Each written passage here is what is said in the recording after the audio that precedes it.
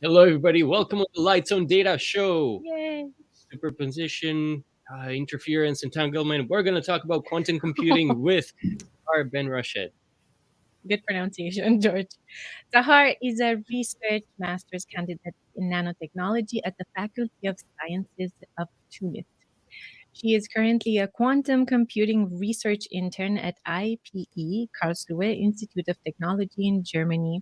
She is also a Qiskit advocate and the co-founder and local coordinator of QTunisia, the first community of quantum computing enthusiasts in Tunisia, aiming to promote and teach about quantum technologies. Welcome, Sahar. That's a Hi, Diana. bio. I'm good. I'm good. Thank you so much for having me. How are you? We're very, very good and very excited to have you. Let's start with a more personal question, if that's okay, to warm us up. Tell us a little bit about your hobbies or what you do in your free time.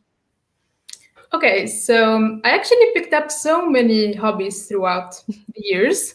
I don't have like one specific hobby that I always go to when I have my spare time, but it's kind of like going into phases, when I get interested to learn about something. So I dedicate my time and energy to learn about it, and then I just go to the next one. So at some point I was very interested into sports, so I was going like to the gym so much, and I would try to participate in as many sports events as possible. Other times I would be just interested in writing and reading about specific subject. And for example, right now I'm interested in arts, even though this is very new to me. And it turned out to be a very exciting field, especially like learning about the history of arts and its evolution. And especially that I'm now in Germany, so I'm trying to get many opportunities to go to museums and art galleries. There's so many here in Germany, so it's a very interesting topic, and I'm very interested to learn more about it. So yeah, I don't have like one specific hobby. I'm very interested in so many things. I love it. I actually am experiencing the same. Now I am into belly dancing. Ah, cool. Okay. But it's just a phase. That's close to my culture, so I know what you're talking about. Yeah, that's really cool. How's it going so far?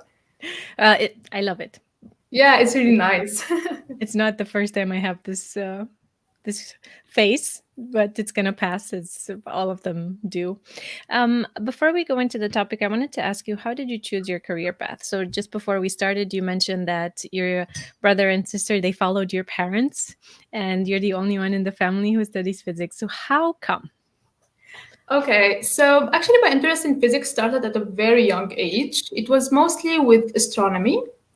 And my parents actually encouraged me with that. So they would buy me the books that I wanted, and I would watch so many documentaries, and they would just support me on that. And my interest in physics just kind of guided me throughout all my academic choices after that. It was mostly in high school and after that at university. And a couple of years ago, it was in 2019, I actually left my startup, which I co-founded, in order to get back to school and actually follow the field that I'm really interested to have a career in, which is physics.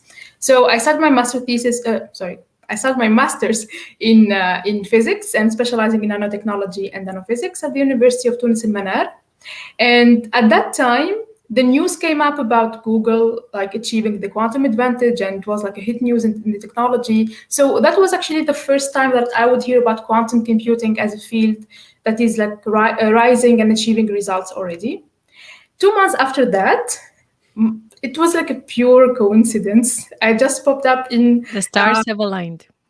Yes, right, exactly. Like it was a pure coincidence, and after that, it just like started a series of events that eventually got me to where I am today. So I was just in contact with my professor, asking him about something, and he suggested that I would go to Qiskit camp in Johannesburg in December 2019 and participate in the first quantum computing hackathon running in Africa. Wow. So I directly said yes. I mean, it was Johannesburg quantum computing and IBM quantum, so why not? Why would I say no? And at that time, I was a complete beginner. I just know like the ABCs of quantum computing from a few online courses that I took and a few tutorials on YouTube. And I just went to the camp. And even though like I did not do much on that hackathon because I was like a complete beginner, but it opened my eyes to that field of quantum computing and the growing community of IBM and, of course, other universities in South Africa.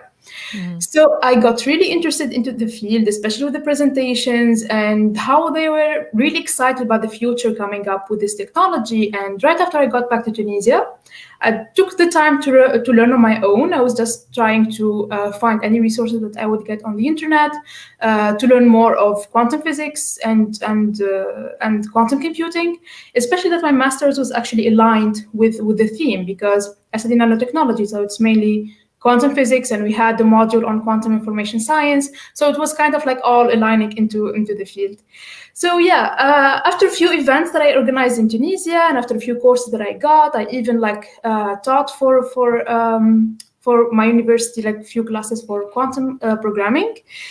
And yeah, I tried to network with as many people as I can from Africa or from around the world by attending the online events that were running throughout the year. And I would also start QTunisia in September 2020, which was affiliated to Q World. So we had so many events going on with the workshops and trying to raise awareness about the field and try to get people really excited as much as we were about quantum computing and quantum technologies in general. So it all came up to where I am today. So nice. My two internships in my master's were about quantum computing, and all my interests and events were basically about quantum computing. So yeah, it's been going for quite some time now, and I'm really enjoying it. It's quite the journey. Yeah, I know. And just as Ravid says here, hello Ravid, he says a very interesting background indeed. So Sahar, can you explain us in simple terms, if possible, what is quantum computing? So that I understand as well. Thank you. Well, likewise. So let's start by defining what is a quantum computer. So quantum computer is computational machines. So we are using it to do calculations, especially complex calculations, that we cannot do efficiently using a conventional computer.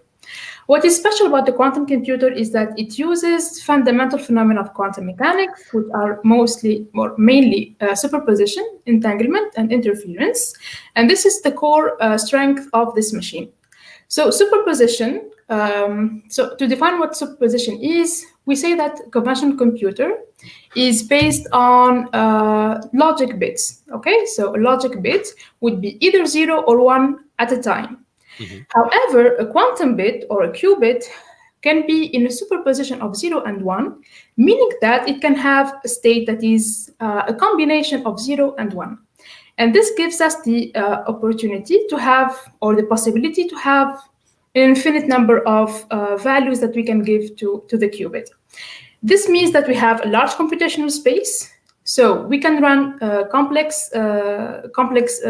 calculations on using qubits, and we can have more efficient computational methods, and we can encode large data in a more efficient way. So this is mostly to say that superposition, which is a main feature of a qubit, can give us the potential to have more values that we can use to encode our information or our input.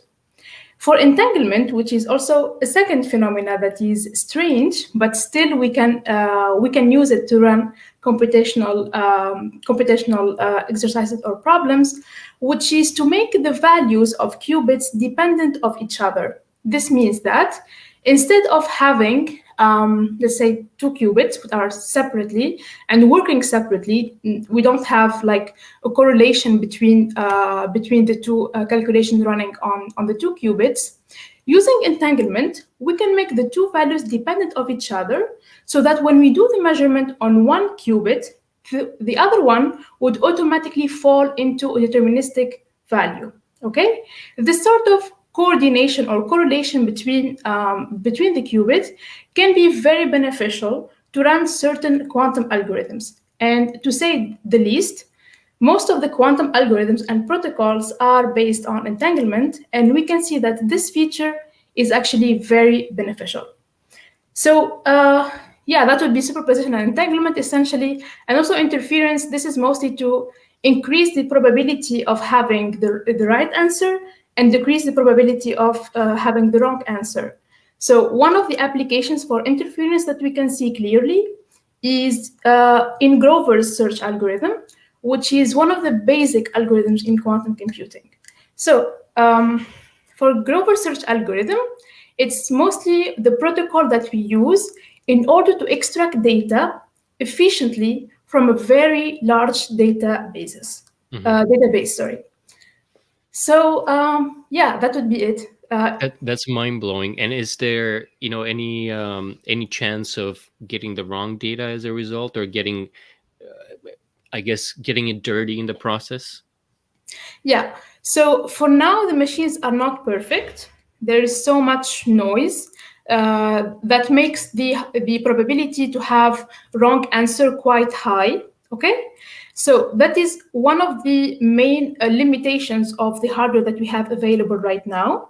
However, in the long run, when the technology is mature enough, then we can, let's say, trust that the machine would give us the right answers or the right outcomes based on its, of course, its analysis and its let's say processing of the information that we have given.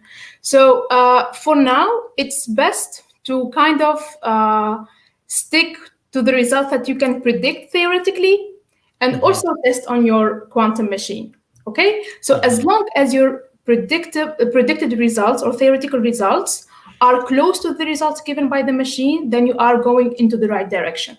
However, this is only limited to how the hardware is now available. But within 5 to 10 years, that's when we expect the technology to be more mature and the hardware will be of high fidelity. Then we can, let's say, rely on the given results by the quantum computer. So what's the state right now, the quantum computers? Is it prevalent? Is it more at the university level? I know Google has it. Amazon is investing into it. Apparently, China just created a quantum computer. Right, it was just the news that came out a couple of days ago that apparently it's 1 million times quicker or more powerful than the Google's. I don't know how true that is, but I guess there's a lot of interest in it. It is, yes. And you have mentioned actually big companies and big nations investing in this technology. So we have, as you have mentioned, Google, there are also IBM, there's also Honeywell, and so many other startups coming up every couple of months that would invest either in the hardware development or the software development of quantum computers. But also we have even national roadmaps to invest and to support in this technology. Like we have France, we have the US, China, also Australia and Canada. All the big nations also have trust that this technology will be very beneficial to boost technological development in their countries. So currently, what is the state of quantum computation technology is that we are still in the development stage, okay? So I would call it also the pre-market stage. What does that mean? So we have a technology that works, okay, to a limit, because we still have a few engineering challenges that makes all the technologies under investigation still not mature enough to have commercial use or to just produce a commercial value. But we know that the science backs up this technology. We know that theoretically speaking, these machines would work, and theoretically speaking, we have the algorithms that actually prove that there is a quantum advantage to solving certain problems. Of course, not all problems would need, or all situations would need a quantum computer, but in certain cases where we need a more efficient way of solving the problems, that would mean less time and less energy and less money. Quantum computers can be very advantageous in those special cases. So something else is that so many companies are just investing in the technology to the point that we have already so many products available. So we have application modules already available, publicly available and for free. We have also so many programming languages coming up from the big companies, but also from startups. And also we have real computers actually available even for free. So anyone now can just create an account and have access to up to 15 qubits for free. And this is actually a very huge advantage in order to raise awareness about the technology, but also to draw the attention to the technology from developers, from scientists and researchers. and to eventually, of course, boost the technology and, let's say, accelerate its development. So I would say, like at the beginning, it's the pre-market stage. We have like a prototype. This machine is actually working. The science is backing up this technology, but still we would need that application that would make it available into the market and would make it actually one of the technologies that can be beneficial to big companies, but also to societies. That does not exclude that for some quantum machines, already the applications are used even on commercial side.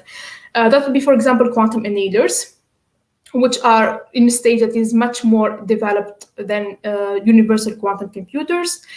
So quantum annealers are the machines that are mostly used for optimization problems.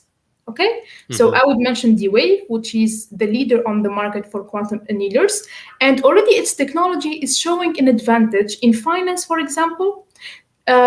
So in a way, like for financial problems, then it has proven already that using quantum annealers than to conventional classical optimization methods, there is quite an interesting outcome. And there are even companies and banks that are using these results in order to enhance their technologies and their uses. So yes, we estimate that within 5 to 10 years, then we will reach that maturity stage where the technology is available to the public and it can be used for commercial products. And till then there is so much to do. Also, we have so many engineering challenges to overcome, and there are so many research that has to be done on algorithms and creating actually commercial value out of this, but very interesting technology. So is the main benefit of quantum computing the speed at which you can calculate things, or are there other benefits as well? Okay, so quantum computers, as were initially envisioned, were machines that would work with the same laws of nature.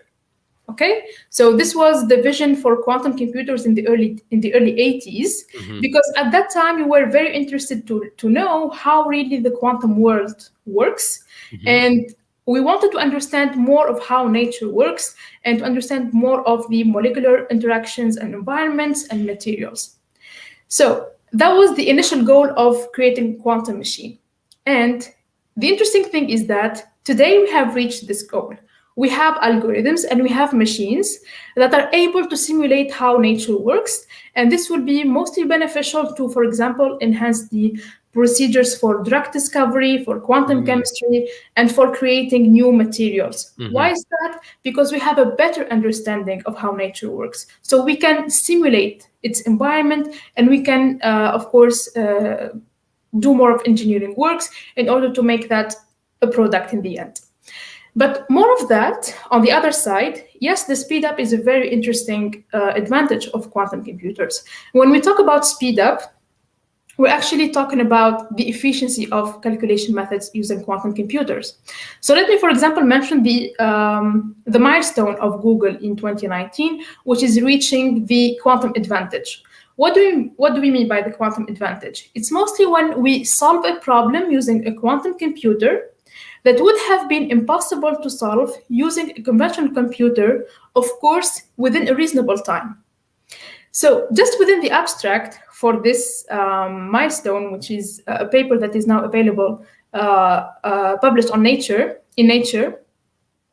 So Google has solved a problem within 200 seconds that would have taken a conventional computer 10,000 years to solve. Wow. Oh my goodness. Yes, so that's what we call the speed up. So it looks like it's really huge. So when we talk about, for example, the factorization of large numbers, when we talk about the simulation of a large molecule of 2,000 or more atoms, when we talk about searching certain information in very, very large data sets or databases, then yes, the advantage of speed up is a very beneficial feature of quantum computers. So even though the example given from Google is not really an application, so it was mostly like like a proof of concept. Okay, so just a quantum chip, which is a very, very limited number of qubits. It was just like 53 qubits. Okay, today we have more than 53 qubits, and some companies are aiming for 1 million qubit within one quantum chip. So imagine how, with just the increase of number of qubits, we have even larger computational space, and in the end, we have like really efficient ways of solving problems. So reducing the time of solving certain problems, which theoretically would take thousands of years, and just reduce that to a few seconds using quantum computers, then yes, I would say that so many research labs with so many companies are actually looking for such ways of using this technology. And so many fields would be affected by quantum computation. And let's say on the top of the list would be encryption. So that would be cybersecurity, because one of the ways that we can use quantum computers in is the factorization of large numbers or large prime numbers, which would threaten a few security protocols that are available today. So the first thing is to use these machines to rather have better security, also for molecular simulation, also for finance and optimization. So these would be, let's say, the 4 or 5 fields that will mostly benefit from quantum computing, like short to long term. Right. It makes a lot of sense. And by the way, great plug, because October is the month of cybersecurity. So, and we all know how important that is. I want to take a couple of questions from the audience, if that's okay with you. And the first one comes from Jose, and he's wondering how much noise in the outputs will be reduced by more mature hardware, I guess in 5 to 10 years from now. Is there an estimate of that? So already we have some error correcting algorithms that would reduce significantly the noise in the hardware right now. It will never reach 100% because the noise will always be there, but it will always be how we can reduce that noise to the point that it does not affect the right answer or the right outcome given by the computer. So I cannot estimate how what is the best outcome or the best percentage that we can use that we can reach. In the efficiency of the quantum hardware. But right now we can even create qubits or quantum gates that have fidelity of 98% or 99%, Wow. and this is only now. Okay, so imagine within 10 years, when we have better technologies, when we have better control of our machines, then it can be very close to 100%, but it will never be 100%.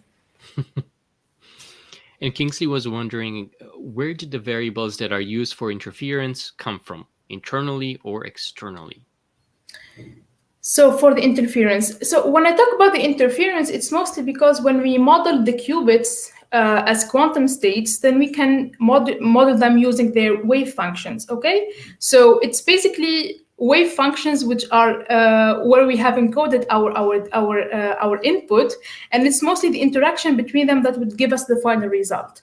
So I would say it's internal because the qubit itself is modeled as a wave function, and in the end, the outcome will be given by the states of qubits.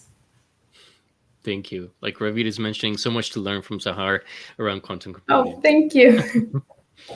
So Sahar, if somebody wants to get started with this, you mentioned there are a few resources out there. Can you mention some of them? Of course.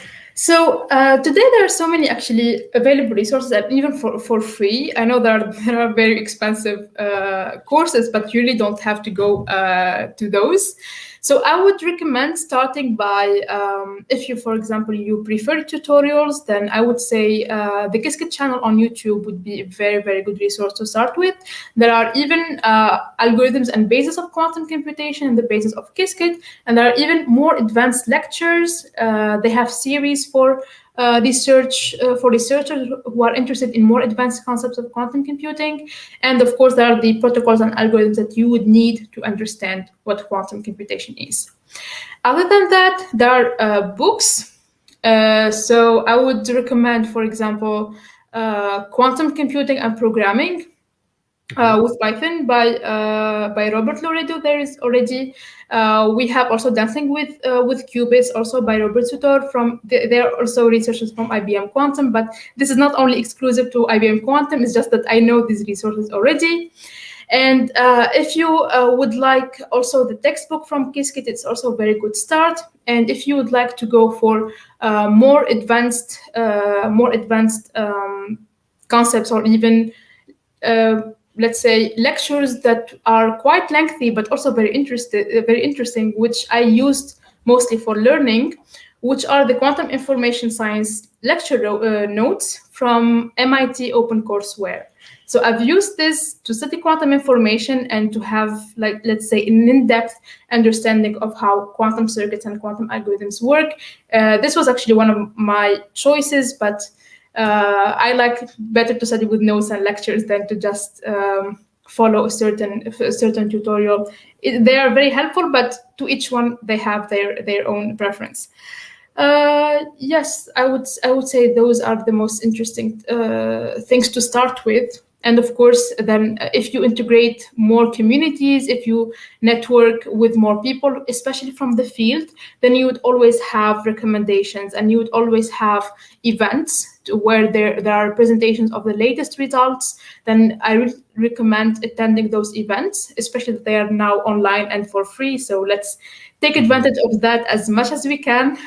And yes, for me, these have been my resources to learn quantum computing so far. Thank you. And of course, we want to encourage people to follow you on LinkedIn as well. I wanted to say, so if you want to ask Sahar, if you weren't able to write things down or to remember them, make sure that you connect with Sahar on LinkedIn.